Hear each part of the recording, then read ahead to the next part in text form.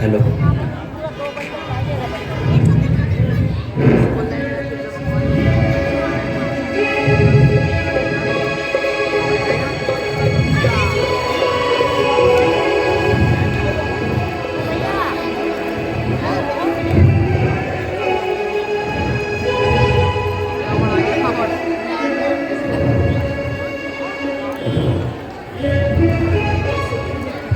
महाराज, अनर्थ हो गया। वो देखो, भरत अपनी विशाल सेना के साथ यहाँ आ रहा है। क्या कहा? भरत अपनी सेना के साथ इस ओर आ रहा है? हाँ वीर लखन, देखो विशाल सेना के साथ भरत यहाँ आ रहा है। तो उसके इरादे नेक नहीं लगते। हाँ वीर लखन, तुम्हें अब चौकस हो जाना चाहिए।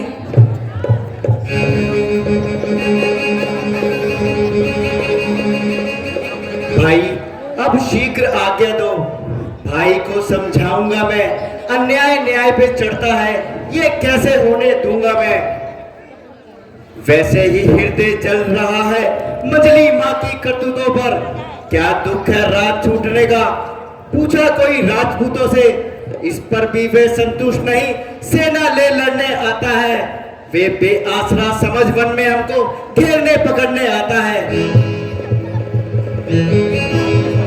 ऐ नाथ, रोकते रहे सदा, इस समय रोकना नहीं मुझे। सौगंध आपको है मेरी, इस समय टोकना नहीं मुझे। यदि पुत्र सुमित्रा का हूं मैं, तो उसका गौरव मिटा दूंगा। आज पृथ्वी पर क्षण भर में मैं उसे सुला दूंगा। लखन, कैसी बातें कर रहे हो? वो तुम्हारा भाई है। भाई? जब शस्त्र उठाकर आया, कैसा भाई? किसका भाई? लखन, हो सकता है भरत किसी और कारण से यहाँ आ रहा हो।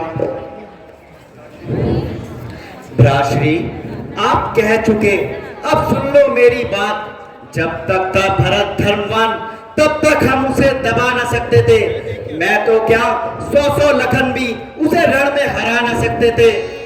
पर आज अधर्मी है वह, धर्म भी उसका अधर्म का है। इसलिए धर्म का एक बाण उन सबका वध कर सकता है। अब तो भ्राश्री, आपकी बात का समाधान हो गया होगा। अब आज्ञा दो, दिल जलता है, अपमानित क्षत्रिय का लहू भीतर ही भीतर उबलता है।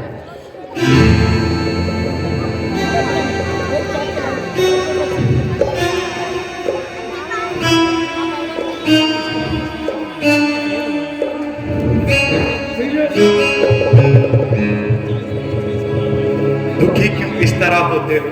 धीरज तो धरो भाई, पड़ा है क्या कष्ट पर, जरा वर्णन तो करो भाई।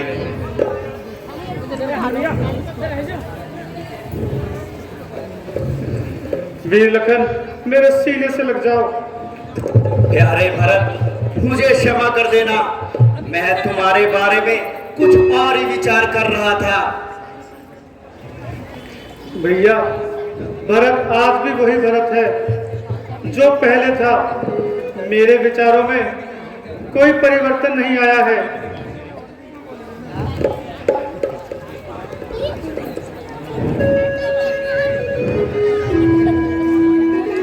मैं तो आप सबको श्रद्धा के साथ अयोध्या ले जाने आया हूँ।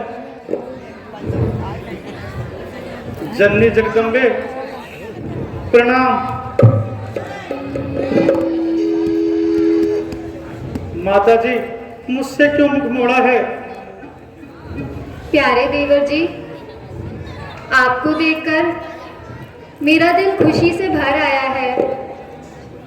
वास्तव में नर वही है जो सतमार्ग पर अपना जीवन न्यौछावर करते हैं, अन्यथा कितने तो जग में पैदा हो होकर ही मर जाते हैं। क्या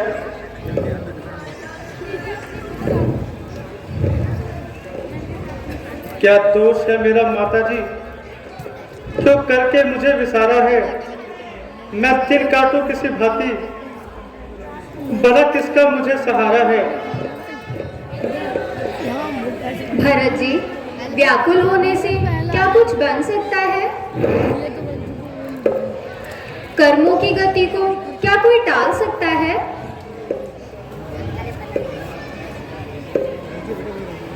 भैया, आप हमें अकेला छोड़कर वन चले गए, परंतु मुझे तो आपके चरणों की छाया चाहिए। मुझे राजगद्दी नहीं चाहिए। मेरे साथ अयोध्या वापस चलिए। प्यारे भरत, क्या बड़ों की आज्ञा का पालन नहीं करना चाहिए? आवाज मोबाइल की आवाज बोलना। क्या आप केवल बड़ों की आज्ञा का पालन ही करना जानते हो? क्या छोटे की विनती पर कोई ध्यान नहीं दोगे? प्रभु, हमारी भी सुनो, हमारे साथ अयोध्या चलो। पितृ माता की आज्ञा पालन बेटे का धर्म कहलाता है। यदि वह आज्ञा त्यागी जाए तब वह अधर्म कहलाता है। जब प्रश्न धर्म अधर्म का हो तो कर्मशील क्या करे? ए भाई, तुम्हें ये प्रिय है ये राम तुम्हारा अधर्म करे?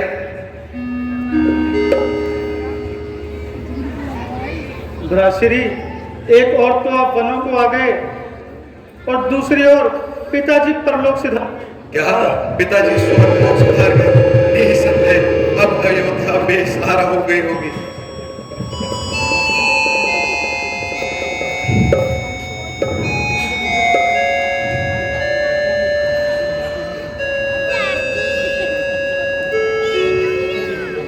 पिताजी, आप हमें छोड़कर चले गए, हमसे क्या भूल हुई?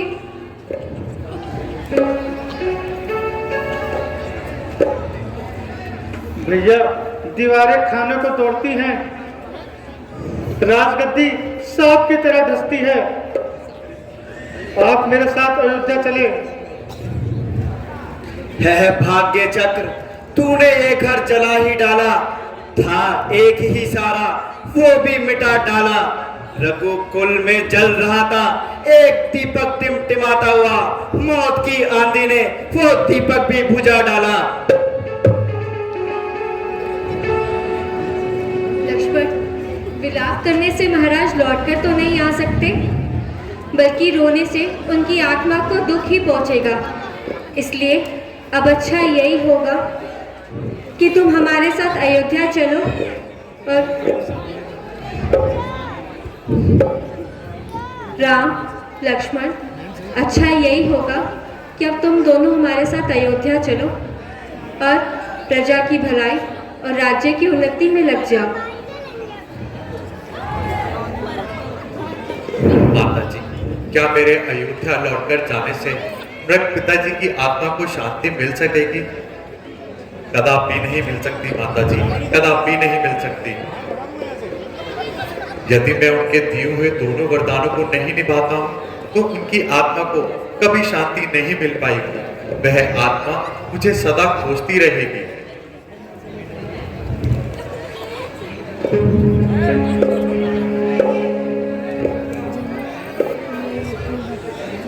बेटा, मैंने तो यहाँ आने से पहले भरत को बहुत समझाया था, लेकिन उसे तुम्हारी भक्ति में अटूट विश्वास था कि तुम इसकी बात मान जाओगे।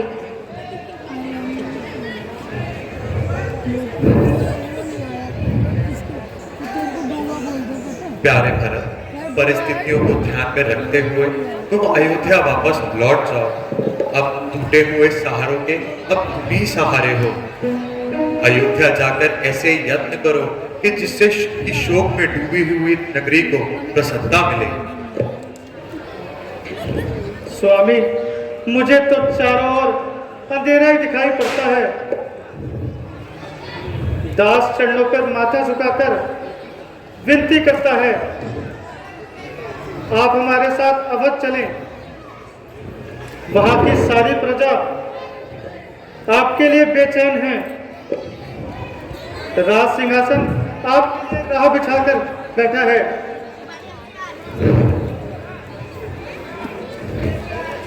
जिसे दुनिया में कोई गम नहीं, खुशी भी उसके गम से कम नहीं।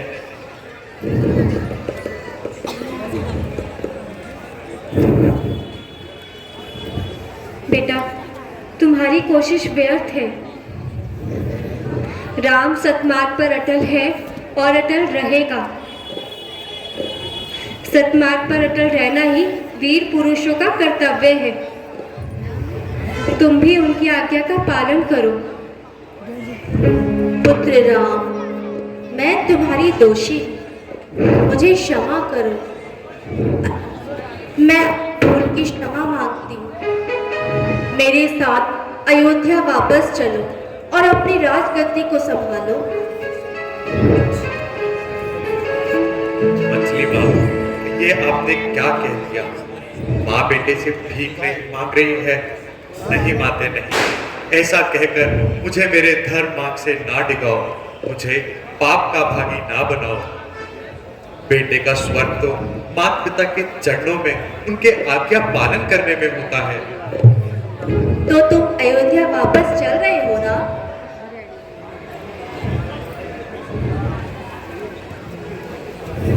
नहीं माँ, इसके लिए मैं आपसे क्षमा याचना कर चाहता हूँ, क्योंकि मुझे तो ये पिताजी के दिए हुए वचनों को निभाना है। और रही बात आपके वरदानों की, तो यह दोनों वरदान आपने ही तो पिताजी से मांगे थे कि आज्ञा का पालन मैं कर रहा हूं। मुझे पिताश्री द्वारा दिए हुए वरदानों का उल्लंघन करने का कोई अधिकार नहीं है माता जी। इसलिए माँ, आप भरत को समझाइए और अवध जाकर भरत का राज तिलक करवाइए।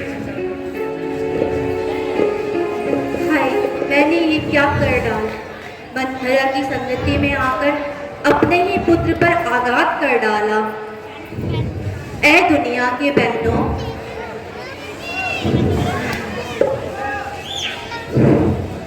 ओछों के मुंह न लगना, नीचों की संगति में न फंसना। घर में जो दुष्ट दासियां होती हैं, वो नित्य नई सॉन्ग रचाती हैं, बर्बाद करके घरों की बहुओं को नाना प्रकार से बर्बाद कर जाती हैं।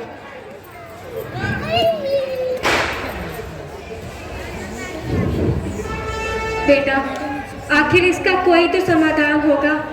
तुम अयोध्या वापस आना नहीं चाहते और भरत राज्य संभालना नहीं चाहता। भैया, दोनों की बात रह जाएगी। आप मुझे अपनी चरण पादुका प्रदान करें, मैं उसे राज सिंहासन पर सजाऊंगा। और जब तक आप अयोध्या वापस नहीं आओगे,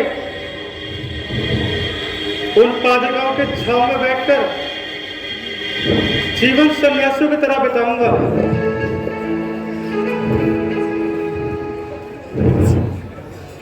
प्यारे भरत, यदि तुम खाली हाथ लौटकर नहीं जाना चाहते,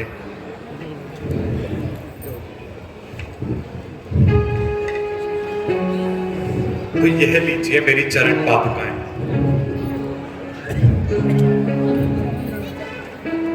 भैया, अंधकार में इन चरण पादुकाओं से रोशनी प्रदान करूंगा मैं। परंतु आप भी याद रखना, 14 वर्ष से एक दिन भी दूर रहे तो आप भरत को जीवित नहीं पाएंगे।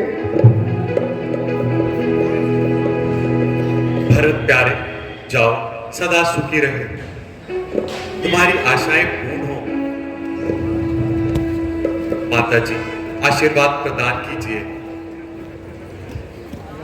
ताकि मैं अपना कर्तव्य कुशलता से निभा सकूं। सदा सुखी रहो बेटा।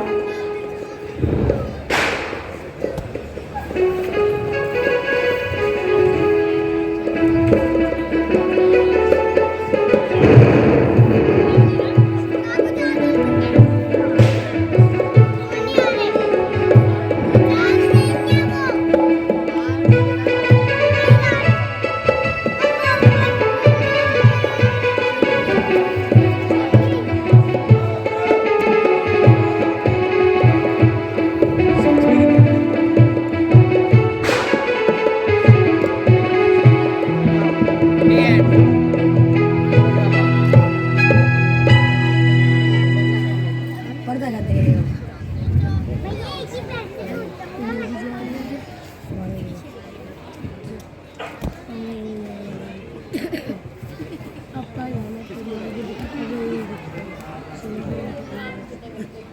ये लखन, चित्रकूट को अब सारे अयोध्यावासी जान चुके हैं। वह यहाँ आकर मोह माया में भरमाते रहेंगे, इसलिए अब हमें ये स्थान छोड़कर आगे भ्रमण करना चाहिए। जैसे आप ठीक समझे भ्राश्री। आओ लखन, फिर चलें।